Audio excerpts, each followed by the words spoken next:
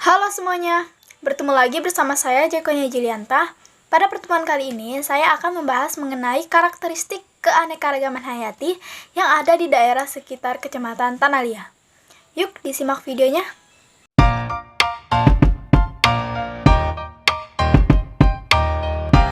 Keanekaragaman hayati adalah variasi kehidupan yang ditemukan di suatu tempat di bumi. Keanekaragaman hayati menggambarkan bermacam-macam makhluk hidup. Secara garis besar, keanekaragaman hayati ini dibagi menjadi 3 tingkat, yaitu yang pertama tingkat gen, spesies, dan tingkat ekosistem. Adapun contoh keanekaragaman hayati di tingkat gen bisa dilihat pada gambar di samping adalah gambar mengenai keanekaragaman tingkat gen khas Kecamatan Tanalia, yaitu berbagai macam buah mangga. Ada mangga kasturi dan buah mangga kueni. Tanaman mangga ternyata juga memiliki keanekaragaman hayati pada tingkat gen. Di daerah Kalimantan terdapat sangat banyak macam buah mangga. Dari sisi buahnya, mangga tersebut memiliki rasa dan tekstur yang berbeda-beda. Begitu pula dari segi penampilan fisiknya. Nah, berikut ini adalah taksonomi dari buah mangga.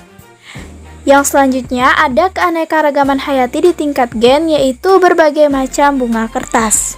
Bunga kertas atau bougainville memiliki beragam jenis yang ditunjukkan dengan perbedaan bunga, corak, dan bentuk daun.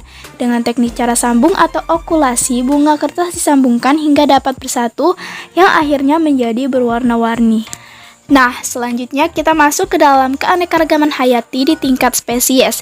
Di sini saya mengambil tanaman Sri Rezeki dan Janda Bolong. Nah, berikut adalah taksonomi dari kedua tanaman tersebut. Dari kedua tumbuhan tersebut merupakan contoh keanekaragaman hayati di tingkat spesies karena berasal dari famili yang sama, yaitu famili Araceae. Araceae memiliki karakteristik umum yang bisa kalian baca pada layar berikut. Keanekaragaman tingkat spesies selanjutnya bisa kalian lihat pada dua gambar berikut. Ada gambar buah cempedak dan buah sukun. Dan berikut ini ialah taksonomi dari kedua buah tersebut. Buah cempedak dan sukun dikelompokkan ke dalam keanekaragaman spesies. Hal ini dikarenakan keduanya termasuk ke dalam genus yang sama, yaitu genus Artocarpus. Keanekaragamannya terletak pada tingkatan takson spesies, sehingga dikatakan sebagai keanekaragaman tingkat spesies. Untuk keanekaragaman hayati di tingkat ekosistem, saya mengambil yang pertama itu di tingkat ekosistem laut. Bisa dilihat pada gambar di atas. Ekosistem laut ialah kompleks kehidupan di laut yang mencakup unsur biotik dan unsur abiotik. Unsur biotik ekosistem laut seperti ikan, kerang, ganggang, dan anemon. Sementara unsur abiotik meliputi air, oksigen, cahaya matahari, garam, pasir, dan batu. Ekosistem lautan pada umumnya memiliki tingkat keanekaragaman hayati yang tinggi, sehingga diperkirakan memiliki ketahanan yang baik terhadap spesies invasif. Namun, beberapa kasus yang melibatkan spesies invasif telah ditemukan, dan mekanisme yang menentukan kesuksesan spesies invasif ini belum dipahami secara pasti. Nah, gambar yang kalian lihat di layar adalah hasil laut dari Kecamatan Tanalia yang biasa ditangkap atau diambil oleh para nelayan yang dijadikan sebagai mata pencaharian. Ada ikan, udang, kepiting, dan kerang atau yang biasa kita sebut dengan tudai.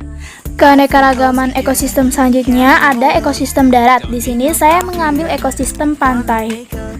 Ekosistem pantai ini merupakan salah satu jenis dari ekosistem daratan.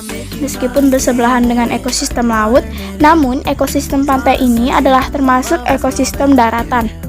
Ekosistem pantai diartikan sebagai ekosistem yakni sebuah kesatuan komponen baik biotik maupun abiotik yang berada di sekitar pantai dan saling berinteraksi antara satu dengan lainnya, serta saling mempengaruhi dan terbentuknya sebuah aliran energi. Selain membentuk suatu energi, interaksi antara komponen-komponen tersebut juga membentuk sebuah struktur biotik dan juga siklus materi. Keanekaragaman hayati ekosistem yang terakhir ada ekosistem buatan. Di sini saya mengambil ekosistem sawah. Sawah merupakan ekosistem lahan basah buatan yang sangat berguna bagi kehidupan manusia sebagai penghasil bahan pangan. Sawah juga merupakan ekosistem perairan tergenang yang mendukung kehidupan berbagai jenis hewan dan tumbuhan air. Ekosistem sawah memiliki keanekaragaman fauna yang tinggi. Berdasarkan fungsinya dalam ekosistem, komponen biotik ini dibagi menjadi 3, yaitu produsen, konsumen, dan pengurai.